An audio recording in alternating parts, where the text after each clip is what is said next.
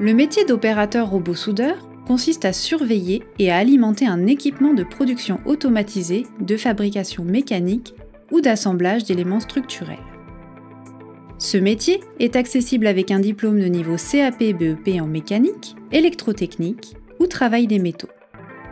Il est également accessible sans diplôme ni expérience professionnelle, les entreprises se chargeant de la formation. La société Drahtsugstein, elle est connue sous ce nom-là depuis novembre 2014. Avant, elle s'appelait Altia, Alberg, enfin il y a eu quelques intitulés auparavant. Globalement, elle existe depuis une bonne quarantaine d'années. On est à peu près 95 employés, intérimaires compris. On fabrique tout ce qui est pièces automobiles essentiellement.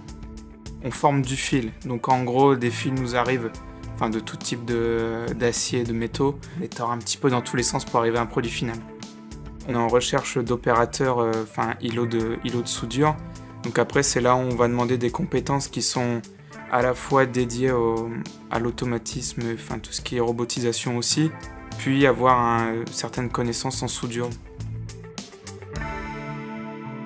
Mon métier consiste à souder sur des robots de soudure, quoi.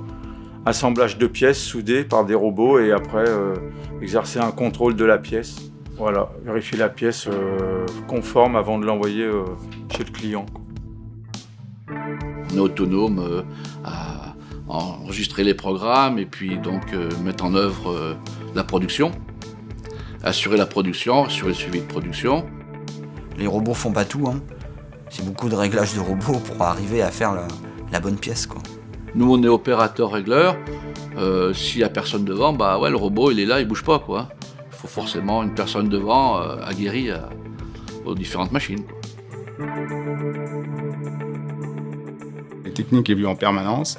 Nous, on évolue en permanence puisque on a des projets, on a des nouveaux projets. Et à chaque fois, il faut faire évoluer les gens vers ces nouveaux projets et qu'ils acquièrent de nouvelles compétences.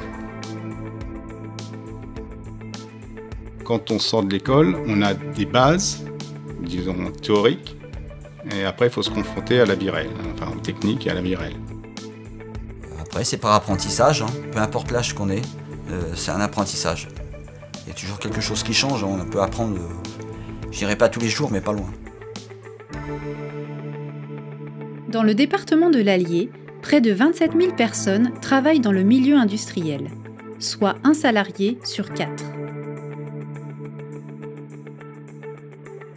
Le secteur de la mécanique avancée représente 8 300 emplois répartis dans 242 entreprises.